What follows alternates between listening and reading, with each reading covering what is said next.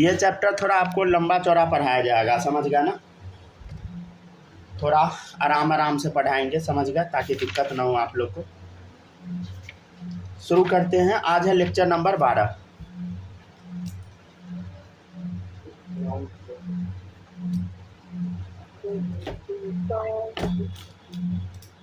जितना जल्दी जल्दी पढ़िएगा ना उतना जल्दी भूल जाइएगा, समझ गया ना। आराम से समझ के धीरे धीरे पढ़ना है, समझ गया ना। ये कोशिश नहीं कीजिएगा कि एक ही दिन में सब हो जाएगा, नहीं, वो नहीं होगा। अगर हो भी जाएगा तो सारा भूल जाइएगा, समझे।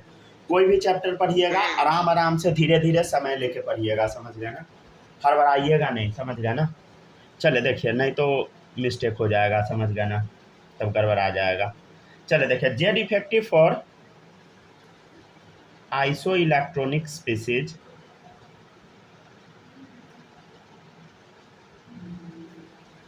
and ions of same element। क्या लिखा हुआ है बताइए।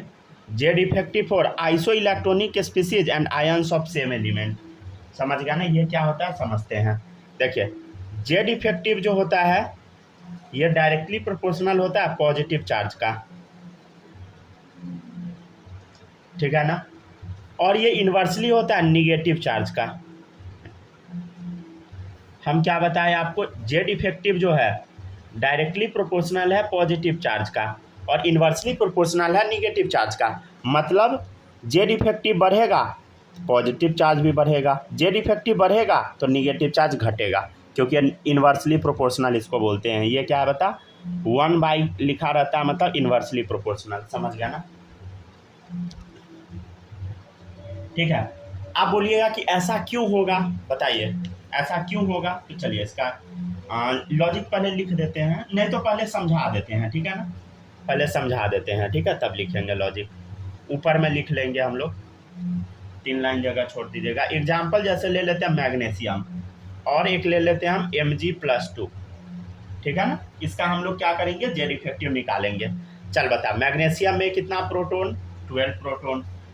Mg+2 में, अरे भाई प्रोटोन तो 12 ही होगा ना, समझ गया। मैग्नीशियम में इलेक्ट्रॉन कितना, 12 इलेक्ट्रॉन, लेकिन यहाँ +2 है तो 2 घटा दे, ठीक है, तो कितना, 10 इलेक्ट्रॉन, राइट।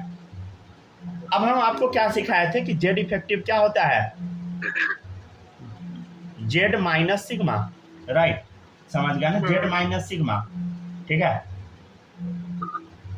और यहाँ पर भी क्या होगा, जेड इफेक्टिव का फॉर्मूला बोलो, जेड माइनस सिग्मा, ठीक है, ठीक है। चलिए जेड माइनस सिग्मा करके देख लेते हैं, थोड़ा सावधानी से देखिएगा। देखिए इधर जेड कितना है बता, जेड मतलब एटॉमिक नंबर किसके बराबर, नंबर ऑफ प्रोटोन के बराबर, तो 12 हो गया प्रोटोन का वैल्यू माइनस, ठीक है।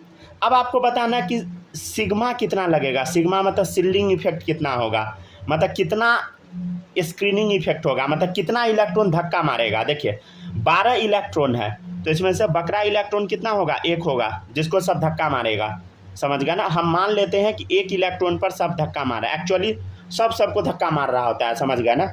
हम मान लेते हैं कि 12 में से 1 इलेक्ट्रॉन पे धक्का मार रहा होगा, तो टोटल कितना इलेक्ट्रॉन धक्का मारेगा बोलो, 11 इलेक्ट्रॉन धक्का मारेगा, समझ गया ना। अच्छा इधर देखिएगा 12 प्रोटोन है, हाँ सर, यहाँ 10 इलेक्ट्रॉन है, तो कितने इलेक्ट्रॉन पे 12 प्रोटोन धक्का मारेगा बता, 9 इलेक्ट्रॉन, सॉरी नहीं तो ऐसे बोलते हैं, रुक जाइए, कितना इलेक्ट्रॉन होगा जिस पे इलेक्ट्रॉन धक्का मारेगा। मान लेते हैं एक है टेस्ट इलेक्ट्रॉन जिस पर 9 इलेक्ट्रॉन धक्का मार रहा है, ठीक है ना, तो यहाँ क्या कर दो, 9 इलेक्ट्रॉन घटा दे। अच्छा आप बताइए, अब आप बताइएगा देख के किसका जेड इफेक्टिव ज़्यादा आएगा, 12-11 वाले का या 12-9 वाले का।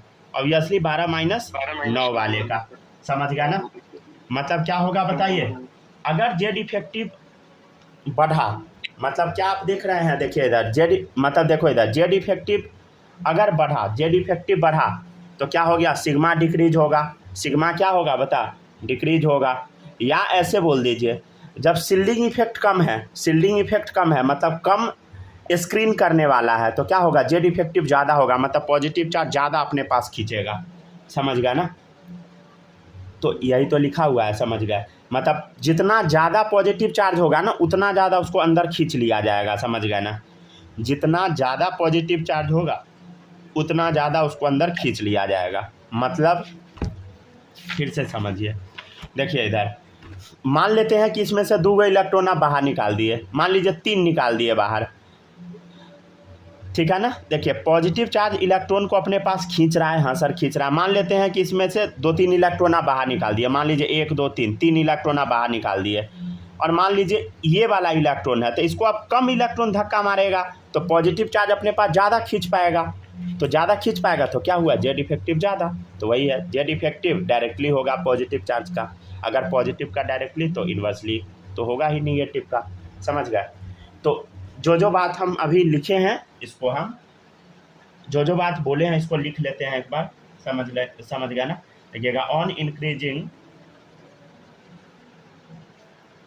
पॉजिटिव चार्ज, जैसे जैसे पॉजिटिव चार्ज बढ़ता है जेड इफेक्टिव ऑल्सो इंक्रीजेज, ठीक है ना। जैसे जैसे पॉजिटिव चार्ज बढ़ता है जेड इफेक्टिव भी क्या होता है बताइए, बढ़ते जाता है। तो जैसे जैसे पॉजिटिव चार्ज बढ़ेगा जेड इफेक्टिव बढ़ेगा, ठीक है ना, क्योंकि दोनों डायरेक्टली प्रोपोर्शनल है। क्यों ऐसा होता है, because value of shielding effect decreases, समझ गया ना। शिल्डिंग इफेक्ट का वैल्यू क्या होगा बताइए, डिक्रीज हो जाएगा। शिल्डिंग इफेक्ट मतलब याद है ना सिग्मा, अरे शिल्डिंग इफेक्ट मतलब सिग्मा, ये जो सिग्मा है सिग्मा क्या होगा, कमने लगेगा। ये जो सिग्मा है कम गया, देखो इधर पहले 11 इलेक्ट्रॉन सिग्मा लगा रहा था, धक्का मार रहा था, अब 9 है, तो सिग्मा कमा ना। तो on increasing positive charge Z effective also increases. क्यों ऐसा होता है, because value of shielding effect decreases, ये कम गया तो ऑब्वियसली जेड इफेक्टिव तो बढ़ ही जाएगा, समझ गए। और इसका वाइस वर्सा लिख लीजिए, and if negative charge increases, अगर निगेटिव चार्ज इंक्रीज हो जाता है, निगेटिव चार्ज इंक्रीजेज, तब क्या होगा, देखिए इधर अगर निगेटिव चार्ज बढ़ गया, निगेटिव चार्ज बढ़ गया मतलब क्या होगा, इसमें इलेक्ट्रॉन और ऐड कर दिए, अगर और इलेक्ट्रॉन ऐड किए तो ये इलेक्ट्रॉन और धक्का मारेगा इस बाहरी इलेक्ट्रॉन को, और जब बाहरी इलेक्ट्रॉन को धक्का मारेगा तो पॉजिटिव वाला अपने पास इसको खींच नहीं पाएगा, राइट, समझ गया ना। तो हम वही बताना चाह रहे हैं, क्या बताना चाह रहे हैं बोलो, and if negative charge increases Z effective decreases, ठीक है ना, समझ गए। मतलब जेड इफेक्टिव किसका ज़्यादा होगा बोलो, जेड इफेक्टिव किसका ज़्यादा होगा बोलो, जिसमें प्लस चार्ज ज़्यादा, जिसमें प्लस चार्ज ज़्यादा हो, समझ गए ना, सीधा मतलब है। जैसे देखिएगा क्वेश्चन है आपके सामने, increasing order of Z effective,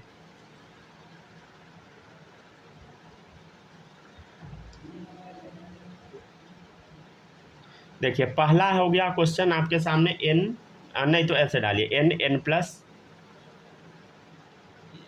रुक जाइए अच्छे से अरेंज कर देते हैं ताकि दोबारा क्वेश्चन आपको ना लिखना पड़े, इसी में आंसर फिट हो जाएगा, उसी हिसाब से लिखते हैं, ठीक है ना।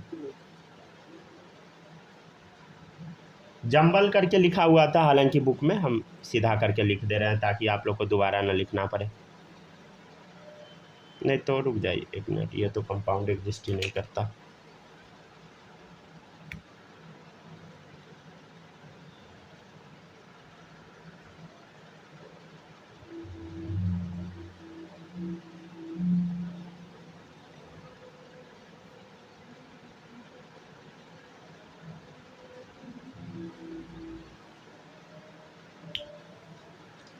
चलिए आप लोग बता सकते हैं तो बताइए, आंसर बताइए। Increasing order of Z effective बताना है, समझ गया ना, जेड इफेक्टिव का ऑर्डर बताना है, ठीक है ना, -m का सबसे छोटा, इसका सबसे बड़ा, समझ गया ना। अब फिर से देखिए प्लस वाला जीतेगा, समझ गया ना, प्लस वाला जीत गया। इधर भी देखिए कौन जीता, प्लस वाला जीता, ठीक है ना। अच्छा देखिएगा यहाँ दूसरा आइटम है, कोई फर्क नहीं पड़ेगा, समझ गया ना, ठीक है, यहाँ एल्यूमिनियम जीत जाएगा। सब लोग बहुत सावधानी से ये सारा चीज़ याद रखिएगा क्योंकि ये बहुत काम देगा आगे, हर चीज़ के लॉजिक में इसका हम इस्तेमाल करेंगे, कोई भी टॉपिक आगे पढ़ाएंगे उसका लॉजिक यहीं से देंगे, समझ गया ना। बहुत सारा टॉपिक आएगा, सब नहीं बोलिए, लेकिन बहुत सारा टॉपिक आएगा जिसका लॉजिक यहाँ से मिलेगा, समझ गया ना। चलिए अब हम क्या करेंगे, अब हम इसका कंक्लूजन लिखते हैं। कंक्लूजन मतलब जो भी अभी हम पढ़े हैं इससे क्या क्या निकलता है वो अब हम पता करते हैं। देखिएगा यहाँ तक पहले छाप लीजिए।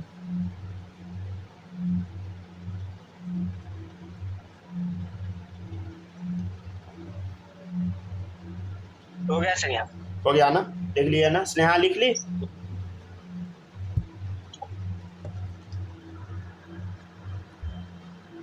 लिख लिया ना। चलिए अब आगे बढ़ते हैं।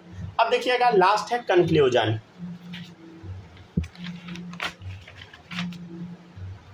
जो भी आप लोग का छूट जाएगा देख लीजिएगा, रिकॉर्डिंग अभी तक का पूरा अपलोड है, मतलब कुछ भी छोटा उठा नहीं है, समझ गया ना, पूरा कंप्लीट अपलोड है। नेक्स्ट देखिएगा, नेक्स्ट है कंक्लूजन, ठीक है। हाँ। कंक्लूजन देखते हैं अब हम। देखिएगा पहला पॉइंट है on moving from left to right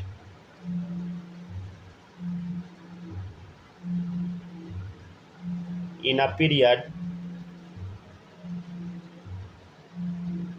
of S and P block, Z effective increases by 0.65, ठीक है। देखिएगा लेफ्ट से राइट अगर हम जाते हैं एस और पी ब्लॉक में तो जेड इफेक्टिव 0.65 से इंक्रीज होता है, ठीक है ना। लिथियम, बेरिलियम, बोरोन, कार्बन, ठीक है। देखिएगा इधर 1.3 होता है, इसका 1.95 होता है। अच्छा ये हम क्या लिख रहे हैं बोलो, ये हम लिख रहे हैं जेड इफेक्टिव। देखिएगा तो on moving from left to right in a period, अगर लेफ्ट से राइट में हम जाते हैं पीरियड में एस और पी ब्लॉक का तो जेड इफेक्टिव इंक्रीज होता है 0.65 से, समझ गए ना। अब देखिए इधर इसमें आप अगर ऐड कीजिएगा 0.65 तो इतना आएगा, 0.65 ऐड कीजिए कितना आएगा बताइए, 2.6। इसमें ऐड कीजिए क्या आएगा बता, ठीक है, ये आ जाएगा, राइट, आगे चलता जाएगा, समझ गया ना। तो on moving from left to right in a period of S and P block Z effective increases by 0.65, right. मतलब ये हर जगह अप्लाई नहीं होगा, समझ गए ना।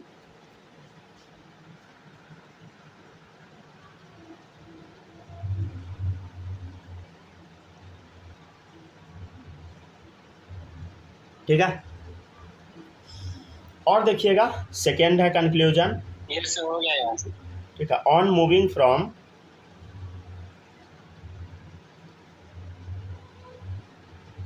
Second period to third period, on moving from second period to third period Z effective increases bye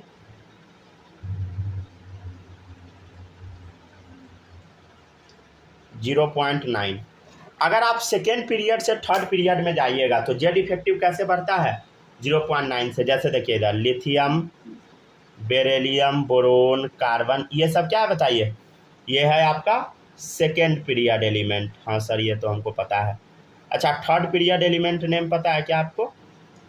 पहले हम इसका ना जेड इफेक्टिव लिख लेते हैं। क्या है लिथियम का बोलो 1.3, ठीक है ना। इसका क्या है 1.95, यहाँ ऊपर लिखें, और ये रट्टा मार लेना है 2.6, 3.25। अगर आप याद कर सकते हैं तो कर लीजिएगा, ठीक है ना। यहाँ देखिएगा अब यहाँ क्या लिखेंगे बोलो, थर्ड पीरियड में सोडियम, मैग्नीशियम, एल्यूमिनियम, सिलिकॉन, ठीक है। आगे डॉट डॉट लगा दिए, मतलब आगे का जो लिखना है सब लिख लीजिए। तो सेकेंड पीरियड से थर्ड पीरियड में क्या करते हैं बता, प्लस 0.9, क्या करते हैं बोलो, प्लस 0.9, ठीक है, डन। चलिए प्लस कीजिए 0.9 तो कितना आ जाएगा, लमसम ये आएगा, लमसम नहीं 2.2 ही आ जाएगा एग्जैक्ट, ये आ जाएगा 2.5, हाँ ठीक है, ठीक है ना। आगे अपना लिख लीजिएगा, समझ गए ना, आगे अब हमारे काम का नहीं है, ठीक है। अब देखिएगा अब क्या होगा, ठीक है ना, हो गया, बस इतना लिख लीजिए। चलिए अब देखिएगा अब क्या होगा, नीचे देखिएगा ली ना कर रब से फरियाद, ठीक है ना। और देखिएगा बेटा मांगे कार स्कूटर, ठीक है, बाप राजी, जैसे ऐसा एलिमेंट है। तो अब क्या होता है देखिएगा, ये थर्ड पीरियड के बाद ना जेड इफेक्टिव ना वैल्यू कांस्टेंट हो जाता है, समझे। तो beyond third period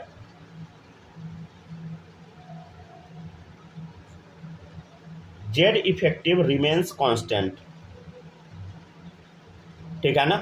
third period के बाद क्या होता है, जैसे ये फोर्थ पीरियड होगा, fifth six, Z effective constant हो जाता है। जैसे 2.2 है ना, तो यही रह जाएगा, देखो इधर, ठीक है ना। दो इधर कैल्शियम है ना, मैग्नीशियम का 2.85 है, इसका भी लमसम यही होगा।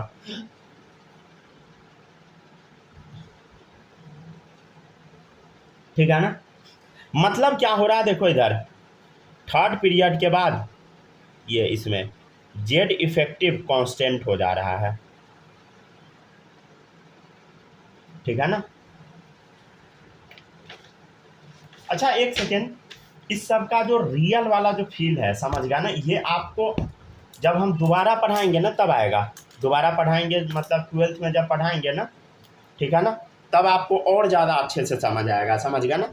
यहाँ पे बहुत ज़्यादा क्लियरली आपको आपके दिमाग में इमेज नहीं बनेगा, लेकिन जब दोबारा पढ़िएगा ना तब पूरा बनेगा क्लियर इमेज, समझ गया ना। चलिए अब देखिएगा, नेक्स्ट क्वेश्चन है increasing order of Z effective. यहाँ तक लिख लिया सब लोग। नेक्स्ट क्वेश्चन है आपके सामने, क्वेश्चन देखिएगा, increasing order of Z effective आपको बताना है, ठीक है। यहाँ तक पहले छापिए, क्वेश्चन लिख के हम छोड़ेंगे, लीना कर, ठीक है। आप खुद से बताइए, ये देखिएगा नहीं ऊपर वैल्यू, समझ गया ना, खुद से सोच के तब बताइए। पीरियोडिक टेबल खोल लीजिए और देख के बताइए उसमें से।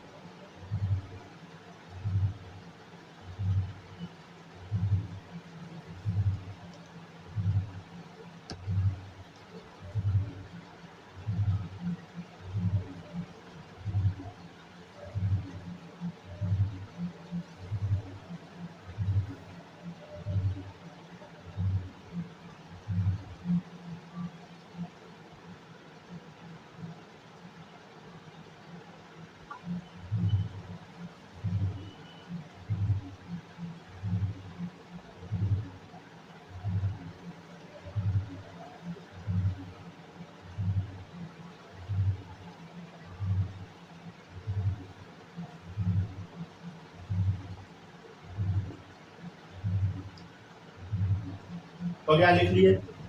चलिए अब देखिएगा, increasing order of Z effective, देखिएगा आप लोग खुद ही बताइए क्या होगा आंसर। देखो लिथियम, लिथियम खोजो किस पीरियड में है, सेकेंड पीरियड में है, हाँ सर सेकेंड पीरियड में है, ठीक है। और लीना कर, ठीक है, रब से फरियाद ऐसे है, तो सेकेंड पीरियड थर्ड पीरियड। तो देखो सेकेंड पीरियड से जब थर्ड पीरियड में जाते हैं तो जेड इफेक्टिव का वैल्यू बढ़ता है, और थर्ड के बाद कांस्टेंट हो जाता है, बराबर हो गया, समझ गया ना। तो ऐसे दिमाग लगा के तब बनाना है, ये नहीं कि रटने लगिएगा वैल्यू, रटिएगा सारा भूल जाइएगा, समझ गया ना। If Z effective of sodium is X, ठीक है, then Z effective of calcium is, ठीक है ना। क्या दिया है देखिए, सोडियम का जेड इफेक्टिव आपके सामने एक्स दे दिया है, ठीक है ना। पूछ रहा है कैल्शियम का। अच्छा देखिएगा सोडियम के बगल में क्या होता है बताइए तो, पीरियोडिक टेबल में, मैग्नीशियम, समझ गया ना। सोडियम के बगल में क्या होता है बताइए, मैग्नीशियम।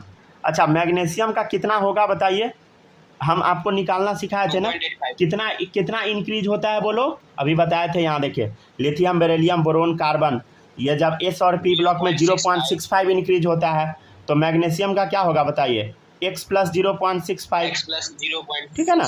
अरे भाई लेफ्ट टू राइट में क्या होता है बताइए, लेफ्ट से राइट में जब आप बढ़िएगा, देखिए यही लिखवा दो, on moving from left to right, जब लेफ्ट से राइट में आप जाइएगा पीरियड में एस और पी ब्लॉक में जेड इफेक्टिव 0.65 से बढ़ेगा लेफ्ट टू राइट बढ़ने पे, तो यहाँ क्या होगा बताइए, 0.65 बढ़ जाएगा।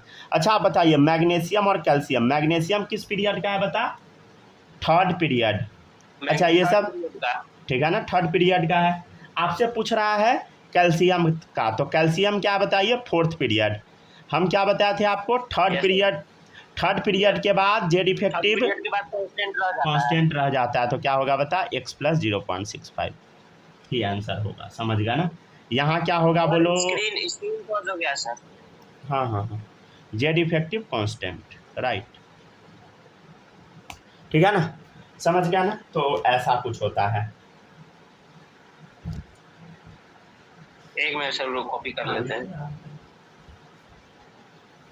सर हम ये बात गौर किए हैं, जब आंसर देने लगते हैं ना तो कॉपी नहीं ठीक से कर पाते। अच्छा नहीं नहीं, वो आपको ना अपने हिसाब से डिजाइन करना पड़ेगा, समझ गया ना। जब कॉपी करने लगते हैं तो आंसर नहीं ठीक से दे पाते। दोनों काम करना है, समझ गया। कॉलेज में जाइएगा तो उसी में कॉलेज में जब जाइएगा, यहाँ का तो कॉलेज को गोली मारिए, समझ गया ना। अच्छे कॉलेज में भी जाइएगा तो प्रोफेसर क्या बोलेगा आप लिख भी नहीं पाइएगा कुछ नहीं लिख पाइएगा, जब तक आप लिखने का पेन उठाइएगा तब तक वो मिटा देगा ऐसे यहाँ के कॉलेज का स्थिति बहुत गड़बड़ है, समझ गया ना।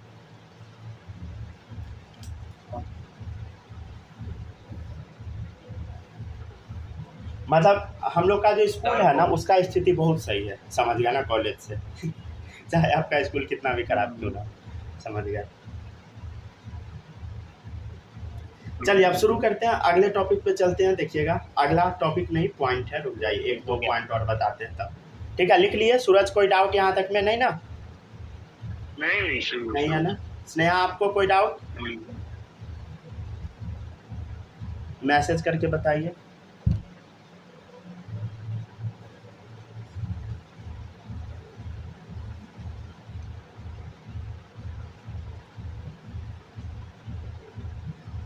नो ठीक है, चलिए सही है। नेक्स्ट है, हाँ यहाँ तक हो गया ना कॉपी, अब हम पेज पलटेंगे, ठीक है, हो गया कॉपी सबका।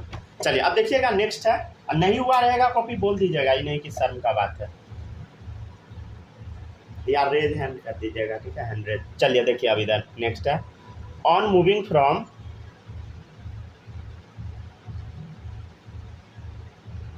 Left to right in period, ठीक है ना।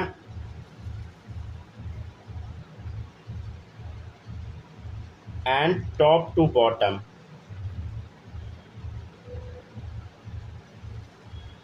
in a group, sigma always increases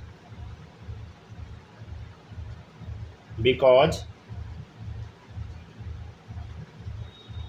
number of electrons increases. इसका मतलब अभी समझाते हैं, देखिएगा इधर, देखिएगा इधर गौर से, देखिए इधर लिथियम है, बेरिलियम है, बोरोन है, कार्बन है, समझ गया, सोन, ठीक है ना। एटॉमिक नंबर 3, 4, 5, 6, ठीक है ना।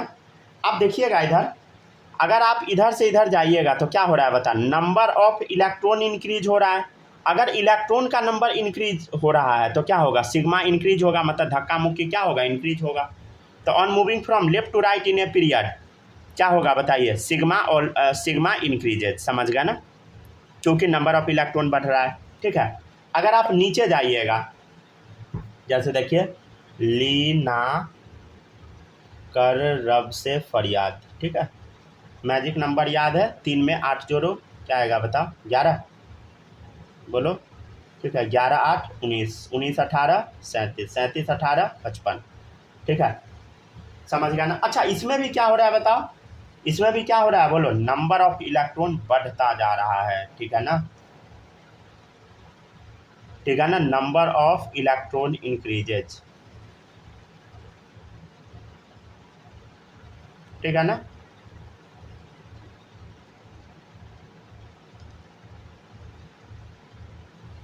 अच्छा, ये सब जो 3, 4, 5 ये सब हम लिखे हैं, ये क्या है बताइए, एटॉमिक नंबर है, समझ गए ना। अच्छा, एटॉमिक नंबर के बराबर ही तो होता है नंबर ऑफ इलेक्ट्रॉन, याद है आपको, न्यूट्रल एटम में, हर जगह नहीं, समझ गए। कुछ मैसेज किए, अच्छा अच्छा।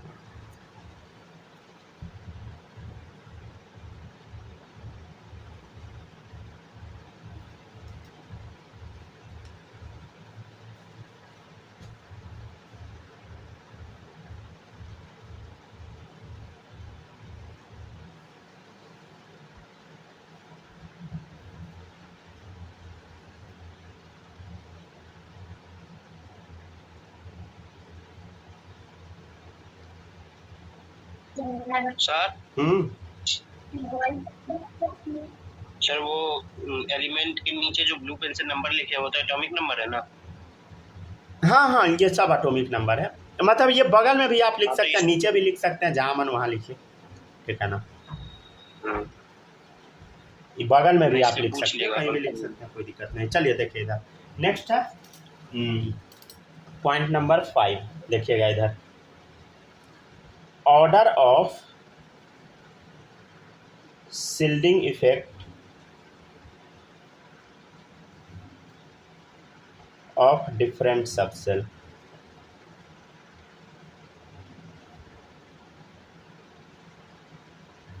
क्या हेडिंग बताइए, order of shielding effect of different subshell. देखिएगा इधर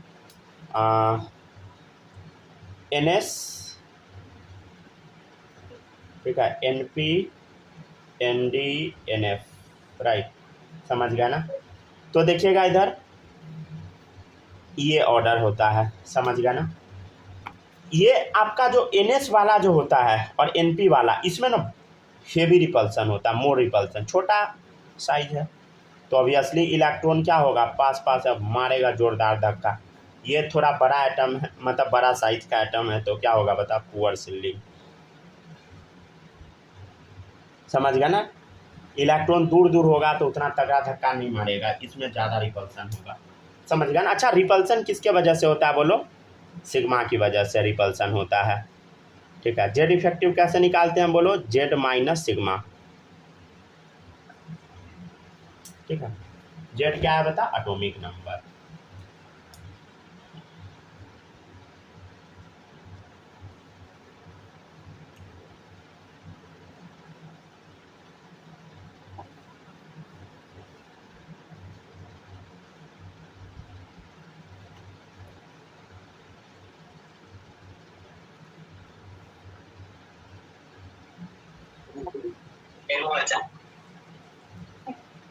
हो गया ना।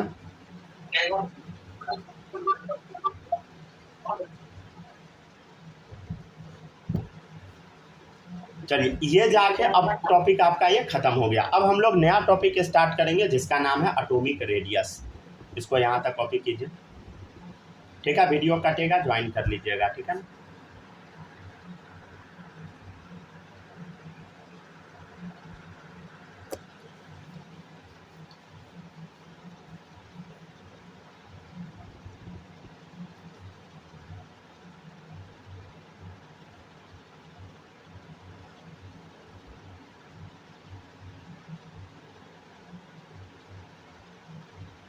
अरे सर, आ गए। हेलो सर, हेलो, आ गए आने दीजिए सब बच्चों को।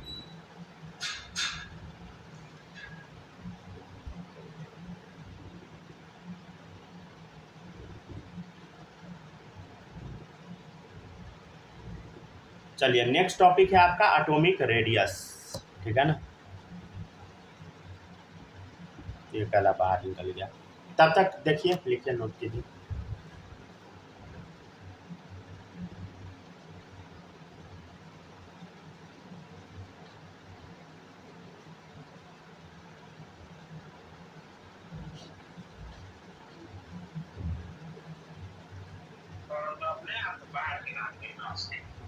नेटवर्क आपका स्लो हो गया होगा, इसलिए निकला होगा। हो सकता है। चलिए ठीक है, शुरू करते हैं। जहाँ पर आपको कुछ भी दिक्कत होगा बताइएगा। अब जाके ये टॉपिक आपका फाइनली ख़त्म हो गया, समझ गया ना। अब हम लोग नेक्स्ट टॉपिक शुरू करेंगे, जिसका नाम है, बताइए, जिसका नाम है एटॉमिक रेडियस। ठीक है ना। यहाँ से आपका फाइनली चैप्टर, ठीक है ना, चैप्टर अब क्या बताइए स्टार्ट हो चुका है, समझ गया ना। अब आपको मज़ा आएगा, समझ गया ना। अभी समझिए एक तरीके से तो बेसिक ही था, ठीक है ना। देखिएगा सब लोग अपना मॉड्यूल वगैरह चेक करते रहिएगा, समझ गए, ठीक है। चलिए देखिएगा, नेक्स्ट टॉपिक है एटॉमिक रेडियस, ठीक है ना। समझते हैं। देखिए एटॉमिक रेडियस जो है ना, बड़ा एक कंफ्यूजिंग टर्म है, समझ गया ना। उसको हम बहुत सिंप्लीफाई तरीके से मतलब सिंप्लीफाई करके पढ़ेंगे, लेकिन है बड़ा कंफ्यूजिंग टर्म, समझ गया ना। फिर भी हम कोशिश करते हैं उसको समझने का, ठीक है ना। चलिए हेडिंग डालिए सब लोग, एटॉमिक रेडियस।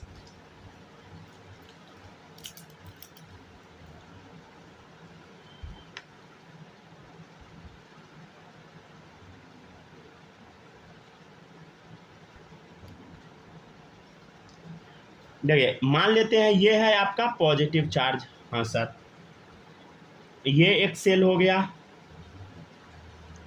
ये मान लीजिए दूसरा सेल हो गया, समझ गया ना, और भी होगा तीसरा सेल। हम मान लेते हैं कि ये सबसे आउटर मोस्ट वाला सेल है, ठीक है ना, आउटर मोस्ट वाला सेल है। इलेक्ट्रॉन यहीं पे होगा, समझ गया ना। इसको थोड़ा गोला बनाते हैं अच्छे से।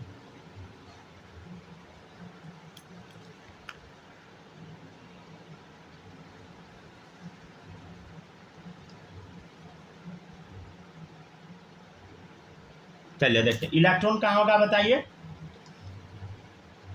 बाहर पे होगा, समझ गया ना। तो और एटम होता कैसा है बताइए, एटम एक्चुअल में स्फेरिकल होता है। कैसा होता है बताइए, स्फेरिकल। हम आपको ये सिखाए थे, समझ गया ना। एटम कैसा होता है बताइए, गोला होता है, समझ गया ना। एटम कैसा है बोलो, स्फेरिकल है।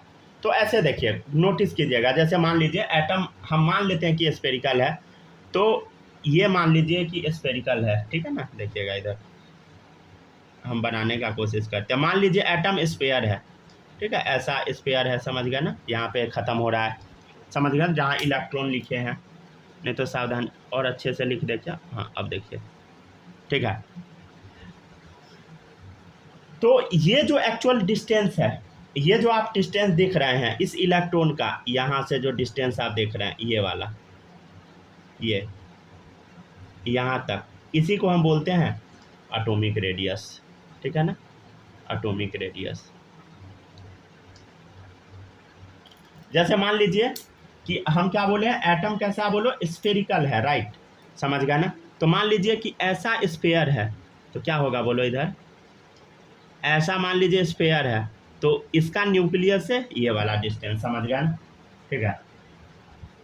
आप ऐसे भी बना सकते हैं, ठीक है, जैसे मन ऐसे घसूस दीजिए, समझ गया ना, ऐसे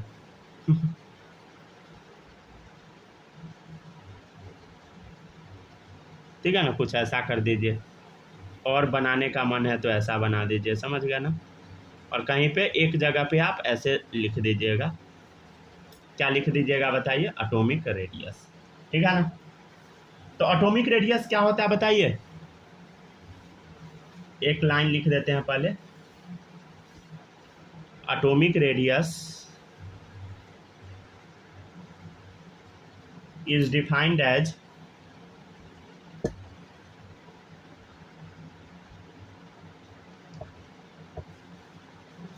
distance between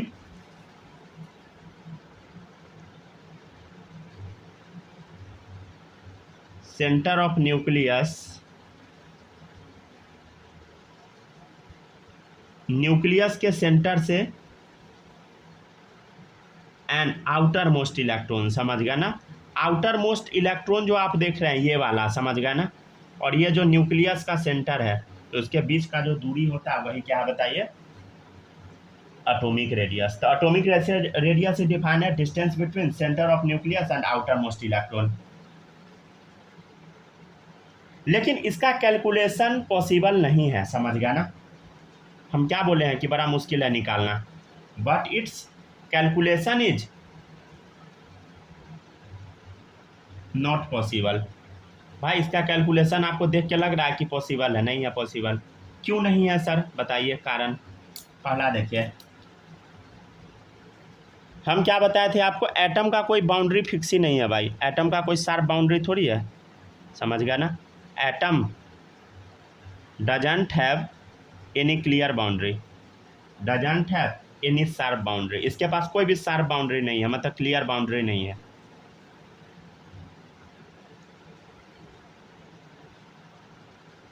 ठीक है ना, एटम कभी अकेला नहीं मिलता, समझ गया ना। It can not find in isolated state, बहुत कम ही एटम अकेला मिल सकता है, लेकिन जनरली नहीं मिलता है, समझ गया ना। किसी न किसी के साथ बॉन्ड बना के ही रहता है, समझ गया ना। ठीक है ना, तो एटम किसी न किसी के साथ बॉन्ड बना के ही रहता है, समझ गया ना। ठीक है ना, तो ये जो आपके सामने अभी हम लिखे हैं, तो ये पहला पॉइंट है। सेकेंड पॉइंट है, on the basis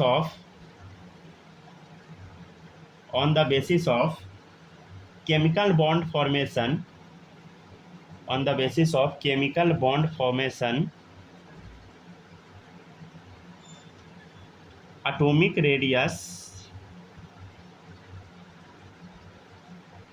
are of 4 type, 4 तरह का होता है, ठीक है ना। पहला है कोवैलेंट रेडियस, दूसरा है मेटालिक,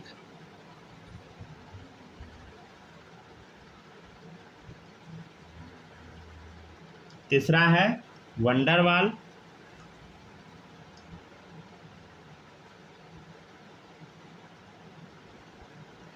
चौथा है आयोनिक, ठीक है ना, समझ गया। तो 4 तरह का रेडियस हो गया। On the basis of chemical bond formation, atomic radius are of 4 type, covalent, metallic, ionic, van der Waal and ionic radius. तो एटॉमिक रेडियस कितने तरह का है बताइए, 4 तरह का, समझ गया ना। देखिए ये केमिकल बॉन्ड बना हुआ है तब हम रेडियस निकालेंगे, क्या अकेला हम एटम का रेडियस निकाल सकते हैं, नहीं, क्योंकि उसका कोई बाउंड्री ही नहीं है, समझ गया ना। वो अकेला मिलेगा तभी तो निकालेंगे, वो हमेशा बॉन्ड बना के रहता है, मतलब अधिकतर सब बॉन्ड बना के रहना चाहता है, समझ गया ना। तो आप कैसे निकालिएगा, पॉसिबल नहीं है।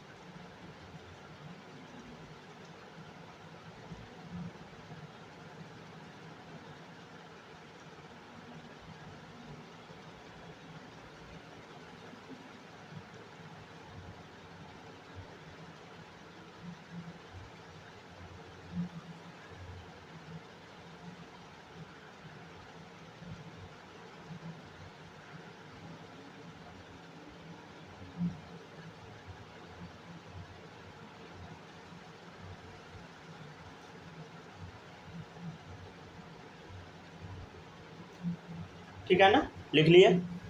तो 4 तरह का रेडियस है, बताइए कौन कौन, covalent, metallic, van der Waals, ionic, right, समझ गया ना। एक एक करके सब रेडियस के बारे में हम डिस्कस करेंगे। एक बार रुक जाइए, लास्ट हाँ हाँ हाँ, रुके हुए हैं, आराम से लिखिए। अच्छा ये एटम ना कोशिश कीजिएगा गोला बनाने का फिर पैसा तो सड़ा गला बन गया है। कोशिश की है लेकिन थोड़ा मोड़ा तो टेढ़ा मेढ़ा हो ही गया।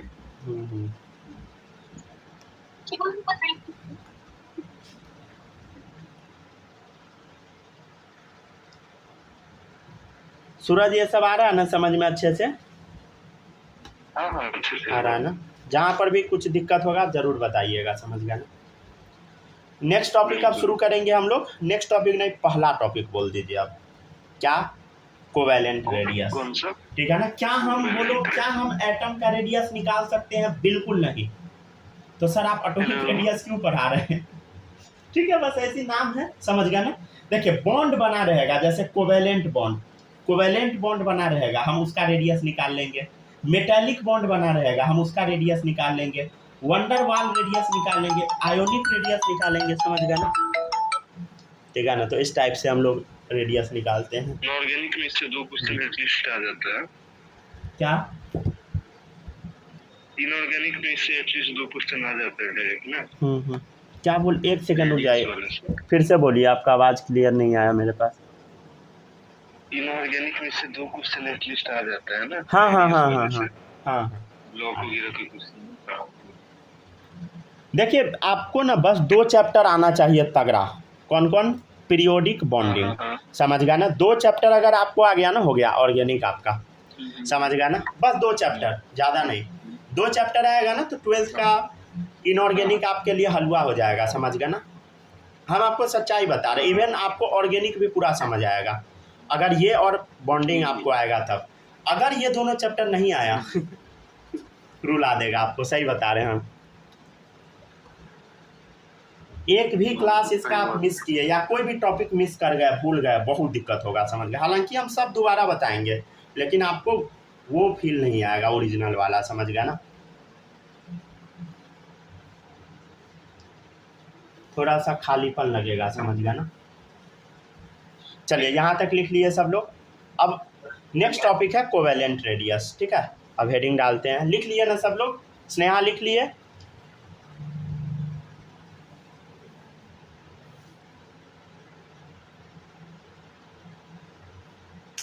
बताइए, लिख ली? आप बताइए, बालक लिखा गया? सूरज आप भी बताइए। हाँ चलिए हो गया। हाँ ठीक है, अब शुरू करते हैं। चलिए अब देखिएगा, नेक्स्ट टॉपिक है कोवैलेंट रेडियस। ठीक है ना, सही है। देखिएगा पहला टॉपिक है कोवैलेंट रेडियस। Covalent radius. अच्छा ऐसा भी होता है ना कि कोई कोई फ़ोन में वो माइक का एक्सेस नहीं मिलते रहता है, ऐसा भी हो जाता है, समझ गया ना। शायद उसमें कुछ ऑप्शन भी देता है ठीक करने का, ऐसा होता है, समझ गया ना। ठीक है ना। देखिएगा कोवैलेंट रेडियस SBCR, हमको एग्जैक्ट तो नहीं पता, लेकिन ऐसा शायद होता है कि कभी कभी किसी फ़ोन में ना बहुत सारा वो गायब हो जाता है फीचर, समझ गया ना। सिंगल बॉन्डेड कोवैलेंट रेडियस, देखिएगा इधर। हाँ, कोवैलेंट रेडियस के बगल में आप ये भी लिखिएगा सिंगल बॉन्डेड कोवैलेंट रेडियस।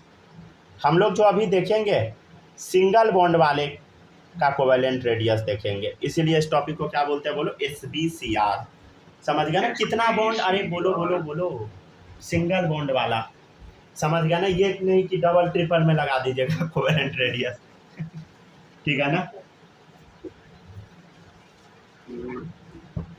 ठीक है ना। अच्छा रुक जाइए थोड़ा, ये हम बताते हैं। जैसे देखिएगा इधर,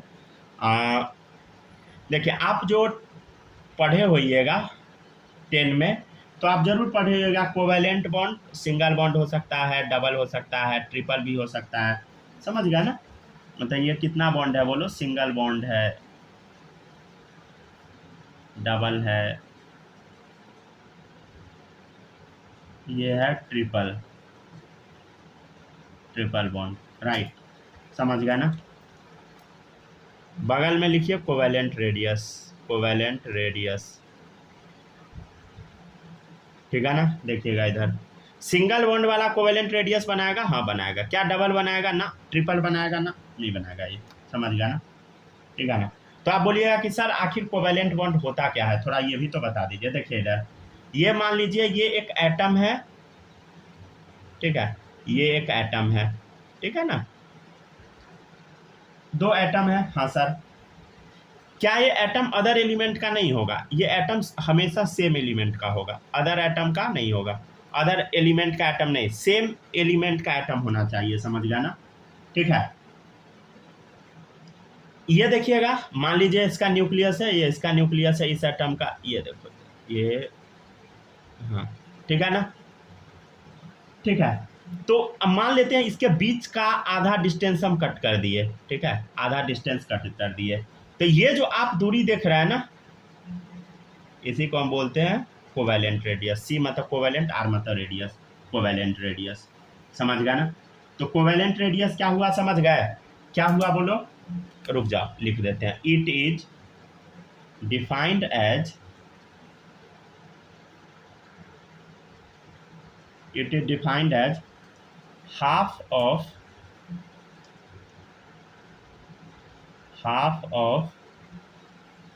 internuclear distance, half of internuclear distance between two covalently bonded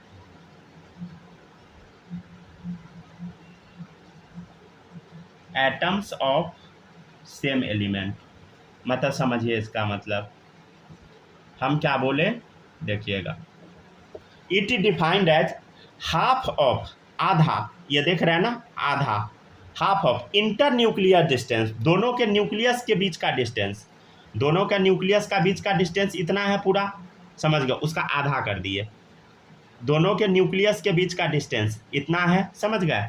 inter nuclear distance मतलब दो न्यूक्लियस के बीच का डिस्टेंस, इंटर मतलब होता है बिटवीन, तो बिटवीन टू न्यूक्लियस, इंटर मतलब बताइए बिटवीन, ठीक है ना, B/W मतलब बिटवीन, बिटवीन न्यूक्लियस, ठीक है ना, न्यूक्लियस के बीच का डिस्टेंस ये हो गया, उसका आधा कर दे तो आधा ये हो गया। तो it defined as half of inter nuclear distance between two covalently bonded atom of same element, ठीक है, सेम एलिमेंट होना चाहिए, कोवैलेंटली बॉन्डेड होना चाहिए, और उसका जो न्यूक्लियस है उसके डिस्टेंस का हाफ कर दो, वही क्या होगा बताओ, कोवैलेंट रेडियस। या बोल दीजिए सिंगल बॉन्डेड कोवैलेंट रेडियस। क्यों क्यों क्यों बोलो? क्योंकि यहाँ सिंगल बॉन्ड है। हाँ बोलिए। सर इंटू गोला जो बनाया है मेरा थोड़ा छोटा बन गया है। कोई बात नहीं बनाना बड़ा चाहे, लेकिन अगर थोड़ा और कोई बात नहीं है, गोला से ओवल हो जाता इतना है। बड़ा, इतना बड़ा मतलब समझिए इसका शेप इतना बड़ा होता है कि आप इसको देख भी नहीं सकते हैं, ठीक है ना मतलब हमको और छोटा बनाना चाहिए था। बना लीजिए, कोई दिक्कत नहीं। जैसे देखिएगा एग्जांपल, हाइड्रोजन हो गया, क्लोरीन हो गया, समझ गया, दोनों सेम, समझ गया ना, तभी डिफाइन होगा कोवैलेंट रेडियस। जैसे मान लीजिए हाइड्रोजन एटम है, ठीक है, ये भी हाइड्रोजन एटम है, तो कैसा कोवैलेंट बॉन्ड आप बनाते थे, याद है? 10 में कुछ ऐसा आप लोग बनाए होइएगा, ठीक है ना। ये हाइड्रोजन है, ये हाइड्रोजन है, 2 इलेक्ट्रॉन है, तो दोनों के बीच में हम क्या सिखाए थे बोलो, एगो डंडा लगा देते हैं, याद है ठीक है ना, कोवैलेंट बॉन्ड, ठीक है ना, आप लोग भी सीखे ही होइएगा सब लोग, ठीक है ना, कोवैलेंट बॉन्ड। आखिर ये बनता कैसे देखिएगा, मान लीजिए कि ये हाइड्रोजन एटम है, ये हाइड्रोजन एटम है, ठीक है ना, दोनों एक दूसरे को अप्रोच किया, मतलब दोनों पास आया और पास आओ, समझ गया, तो भाई क्लोजअप का ऐड तो दोनों पास आ गया, समझ गया ना, बॉन्ड बना लिया। नाम ले लीजिए कंपनी सबका, क्या रिकॉर्डिंग है, कंपनी सबका नाम ले लीजिए। तो क्या हो गया? हाँ मतलब नहीं लेना चाहिए, लेकिन चलता है क्योंकि वो हमारे लाइन का नहीं है कंपनी नहीं, दिक्कत होता है सेम लाइन वाले में ना, दूसरे को फर्क नहीं पड़ता है। हाँ ऐसा होता है कि अगर आप किसी भी कंपनी का बुराई कर दीजिएगा ना, डिफेमेशन केस डाल सकता है, समझ गया ना। नहीं, कहीं मान लीजिए आप भी आगे चल गए वो ब्रांड लॉन्च कर दिए, क्या किए? आप भी कहीं आगे चल गए वो टूथपेस्ट का ब्रांड लॉन्च कर दिए, फिर दिक्कत हो जाएगी। ये काम हमको नहीं करना है भाई। हरिओम दंत मंजन नहीं, कोई भी आदमी जिसको पॉलिटिक्स में जाना है ना, उसको बिजनेस नहीं करना चाहिए, नहीं तो बर्बाद हो जाता है आदमी, ये हम आपको दावा के साथ कर सकते हैं। बिजनेस फ्रेशली कलेक्टेड टिम्बर्स, क्या फ्रेशली कलेक्टेड टिम्बर्स मतलब ताजा जमा किया हुआ दातुन। अच्छा ऐसा क्यों आप अभी बोले? चलिए देखिए, ठीक है, लिखते चलिएगा सब लोग, 1 2 3 4 4 ऑप्शन है, निकालिए। हाँ हेलो। हाँ हाँ बोलिए ना, क्या? आप बोले थे पॉलिटिक्स में जाना, बिजनेस नहीं करना चाहिए था। नहीं, हम जाएंगे पॉलिटिक्स में, समझ गए ना, फ्यूचर में तो हम जाएंगे, श्योर है। पॉलिटिक्स बहुत ख़राब चीज़ होता है, समझे। अगर आपका बिजनेस रहेगा ना, रातों रात आप बर्बाद हो जाइएगा, समझ गया ना। क्यों? पॉलिटिक्स अजीब चीज़ होता है, समझे। उसमें आपके पीछे सब पड़ जाएगा, समझ गया ना। देख, अरे इलॉन मस्क के पीछे सब पड़ गया भाई, उतना बड़ा आदमी, हो सकता है उसको बर्बाद भी कर दिया जाए, कोई भरोसा नहीं है। ट्रम्प भी तो पहले बिजनेसमैन था ना। क्या? ट्रम्प भी तो पहले बिजनेसमैन था। हाँ वो अभी भी है, लेकिन समझ रहे हैं ना, पॉलिटिक्स तो बेकार चीज़ होता है, समझ गया ना।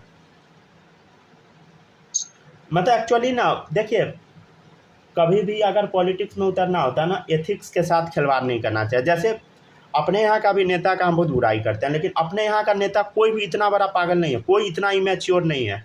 कभी भी आप देखते होइएगा, मतलब जैसे इंडिया का कोई भी स्टैंड आप देखिएगा, चाहे कोई भी पार्टी रहे, समझ गया ना, बीजेपी रहे, कांग्रेस रहे, या फ्यूचर में भी कोई आएगा, उस सब का ना प्रॉपर एक स्टैंड है, समझ गया ना। और वो स्टैंड पे हमेशा कायम रहता है, ये नहीं कि अब सरकार बदला कुछ भी कर रहे हैं, समझ गया ना, गोबर जैसा काम सब, ऐसा इंडिया में कभी नहीं होता है, समझ गया ना। लेकिन दूसरे कंट्री में, जैसे यूएस में, सरकार बदला सब उल्टा पुल्टा हो जाएगा, समझ गया ना, ठीक है ना। लेकिन इंडिया का क्लियर स्टैंड है, यूएस का कोई विजन ही नहीं है। रियलिटी ये पता है आपको, अमेरिका कोई कंट्री ही नहीं है समझ गया ना, अमेरिका कोई कंट्री नहीं है, समझ गया ना। अमेरिका बस लुटेरे का, मतलब समझिए लुटेरा का ग्रुप है, जितना लुटेरा था सब एगो भाग गया, एगो देश बना दिया, वही अमेरिका है। और सारा पैसा वाला आदमी वहीं पहुंच गया, समझ गया ना। जिस कंट्री का कोई फाउंडेशन नहीं है, उसका क्या ही होगा। जो भी नेटिव आदमी था सबको मार यूएसए दिया। का हिस्ट्री पढ़े हैं? यूएसए का ऑस्ट्रेलिया की हिस्ट्री वैसा ही। क्या? ऑस्ट्रेलिया, न्यूजीलैंड, कनाडा, यूएसए, हाँ हाँ, सब जगह के सब हमको अच्छे से पता है। खत्म कर दिया। देखिए सबसे बड़ा प्रॉब्लम है ना कि जैसे इंडिया का हिस्ट्री आप पढ़ते हैं ना, इंडिया का हिस्ट्री पढ़ते हैं ना, जैसे 500 साल पहले क्या था, 1000 साल पहले क्या था। अमेरिका का कोई इतिहास ही नहीं है, था ही नहीं भाई। वो कुछ जो वहाँ का नेटिव आदमी था सबको मार दिया। ना अब जैसे साउथ अफ्रीका का देखिए, है ना, अब वहाँ का नेटिव आदमी हो गया, वो देखिए। दूसरा आप वो देखिए, Quinton de Kock, Faf du Plessis, AB de Villiers, वो सब ब्रिटेन है, सब ब्रिटेन, यूरोपियन, मतलब ब्रिटेन नहीं बोलिए, पूरा यूरोपियन बोलिए। यूरोपियन है सर, यूरोपियन सब एक ही है, कहीं का हो नॉर्थ तक सारा। अब आप देखिए, वो लोग वहाँ पे था, कितना आदमी को मार के खत्म कर दिया उन्हें, है ना। वही बात है ना, कितना करोड़ों आदमी। चलिए देखिए तो, कोवेलेंट रेडियस कैलकुलेटेड इन, बताइए कौन सा आंसर सही होगा।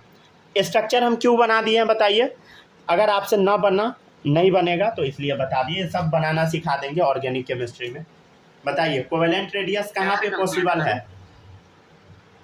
कहाँ पे पॉसिबल है कोवेलेंट रेडियस कैलकुलेटेड इन, इसमें इसमें इसमें इसमें।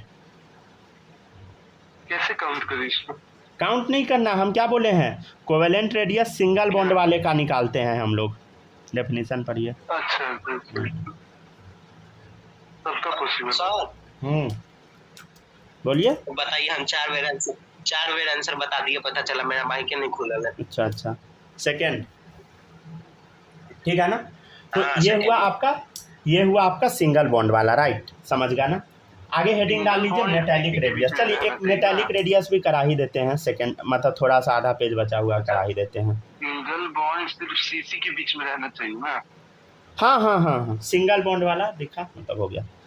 मान लीजिए उसमें 5 कार्बन है, ठीक है, उसमें से सब में किसी में डबल है, ट्रिपल है, एक नहीं, तब नहीं होगा, कहीं पर डबल ट्रिपल नहीं होना चाहिए, ओनली सिंगल बॉन्ड। सारे कार्बन के बीच में सिंगल बॉन्ड रहना चाहिए बस। हाँ।